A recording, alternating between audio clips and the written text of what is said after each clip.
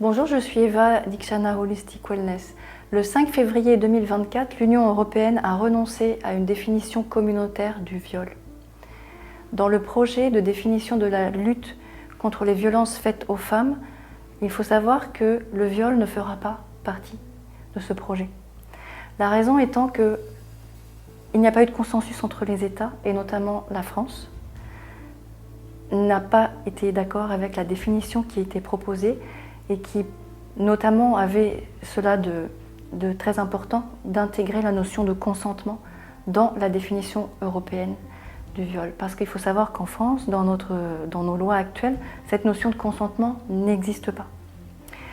Alors, pour moi, c'est une absence totale de connaissance du fonctionnement du cerveau humain, de la personne quand elle se trouve en état de choc traumatique, et notamment dans le cas d'un viol, parce qu'il y a bien évidemment des tas de raisons pour lesquelles la personne n'est pas en état de protester.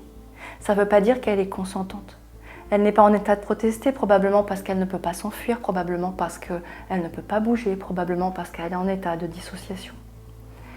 Et dire que ne pas inclure la notion de consentement, c'est ne pas vouloir protéger les victimes correctement. Il faut savoir qu'il y a seulement 0,6% des plaintes pour viol ou des viols qui aboutissent en France aujourd'hui. Et c'est tout simplement inadmissible aujourd'hui en 2024. Je crois qu'il faut faire de l'information, de la formation sur ce que c'est, notamment que le viol, mais ce que c'est que de vivre un traumatisme et comment la personne y répond au moment des faits. C'est important que les professionnels soient au courant, il est important que les juges, que les policiers, que tous les professionnels impliqués dans ce système soient au courant. Et la France qui a renoncé à qui n'a pas accepté en fait cette définition communautaire du viol, a estimé qu'en fait ce n'est pas à l'Union européenne de décider de ces lois, mais en fait ce n'est pas tout à fait vrai, puisque on a vu par le passé que l'article 83 notamment permet de protéger ce genre de choses à un niveau européen, notamment sur les abus faits aux enfants.